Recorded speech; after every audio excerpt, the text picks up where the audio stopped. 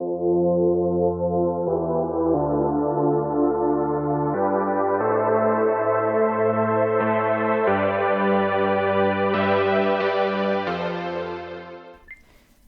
there, it's Stephanie Shea, Chief Astrologer for janspiller.com with your monthly horoscope. And this one's for you, Scorpio. We're coming into June, and this is a really good month to dive deep, to do some introspective activities. We've got a solar eclipse new moon this month that's going to offer the energetic shift you need to set your sights in an important new direction. So that's coming right up. But first, we're working with Mercury Retrograde. I'll talk about that in a minute. You might need to let go of some old thought or behavioral patterns that are getting in your way. I would say this is a good month for some psychic cleanup. And that's something Scorpios are usually pretty good at anyway. But it's really being supported. We've got this Mercury retrograde in Gemini. And Mercury in Gemini really is about our thought processes. And when it's retrograde, we're really encouraged to look within and kind of analyze our own psychological motivations more so than usual.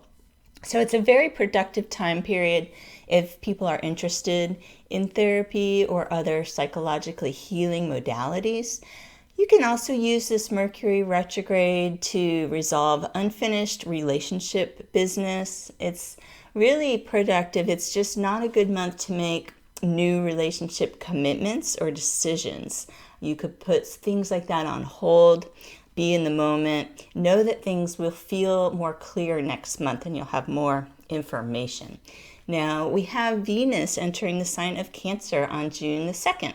And that will really support activities related to teaching, learning, cultivating your compassion. It's a good month, actually, for conversations with people, perhaps with a very different perspective or point of view. This could be people from a different culture or just people who grew up differently than you did. And you're probably going to feel the best when you're helping other people. So that is a key to some of this month as you're maybe doing some soul searching. We've got Venus in Cancer directing you to do things that not only help other people, but actually can help yourself as well. And we've got this first solar eclipse of the year on June 10th, and it's also Gemini, 19 degrees. Solar eclipses are high-powered new moons, and they often stir up the energy that prompt people to either end something or begin something, or often both. And it won't always happen on the day of the eclipse, but sometimes people do have some realizations right on that day, or things feel as if they're shifting. But the weeks around this eclipse are an important part of the year for getting you oriented on a good path. And you can use this new moon solar eclipse to set big picture intentions, not just for the coming moon cycle, but for the coming 6 months ahead. And some themes that are really good for Scorpio and Scorpio rising people for their intention setting have to do with intimate partnerships and psychological breakthroughs, working on your communication skills, and understanding other points of view. And another thing you could set goals around is addressing topics that have been avoided. This is something Scorpios are usually pretty good at anyway, but it's really being highlighted at this solar eclipse.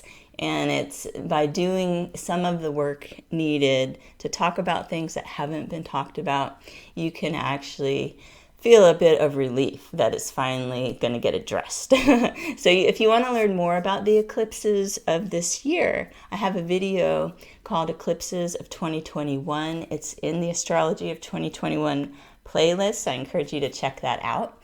Now, the day after this eclipse, June 11th, Mars is going to move into Leo. And that could really energize your professional life.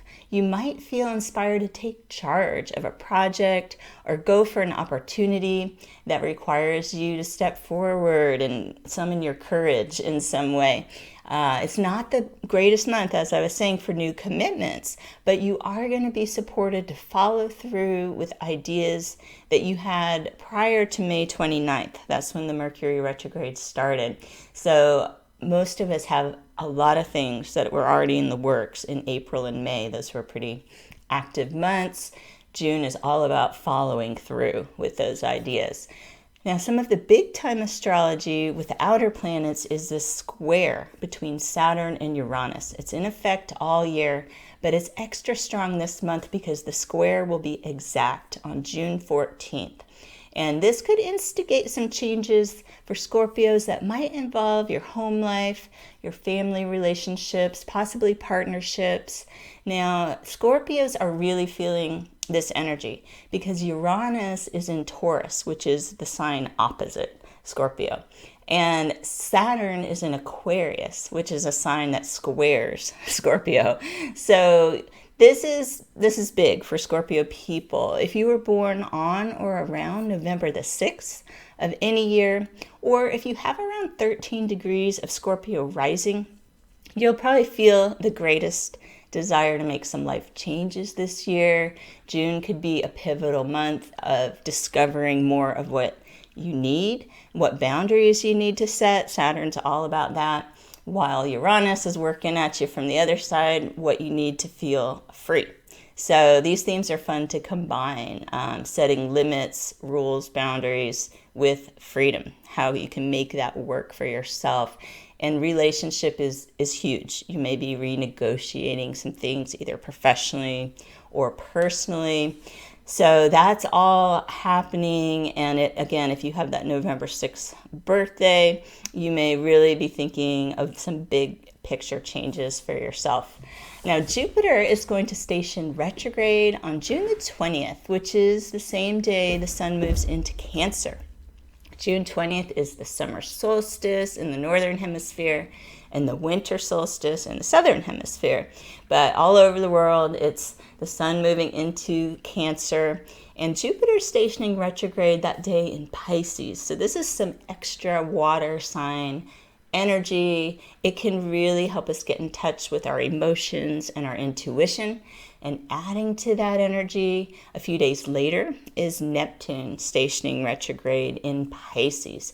So this is pretty harmonious with your sun sign or rising sign for Scorpio sun or rising people, because Scorpio is, of course, also a water sign. However, there can be a lot of emotions felt that maybe need to be dealt with, at least acknowledged, sit with. So you can kind of plan around the end of the month, starting around the 20th, kind of the 25th, that's the day Neptune is stationing. That could be a big day to give yourself some space. Jan was really big on being gentle with yourself and others around the Neptune station days, whether it was stationing retrograde or direct. It can create a kind of a foggy feeling, and it's really not good timing to force anything, especially if it doesn't feel right. You can kind of sit tight, take note of what comes to you around this time, and know that in July it's going to feel a lot more clear. So really, you're almost at the end of the month by this point, June 25th. So the day right before that, June 24th, is this full moon, and it's at 3 degrees of Capricorn. It's going to highlight your self-expression and important connections. So this could be a time where your hard work to communicate or present an idea pays off, if you have been working on that over the past month or so. So take note of some information that might come your way around this time. It's probably going to be really useful for your future goals. Full moons bring information to light.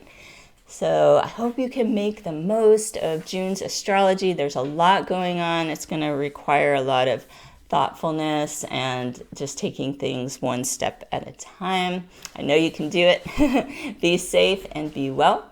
And I'll see you here next month with your horoscope.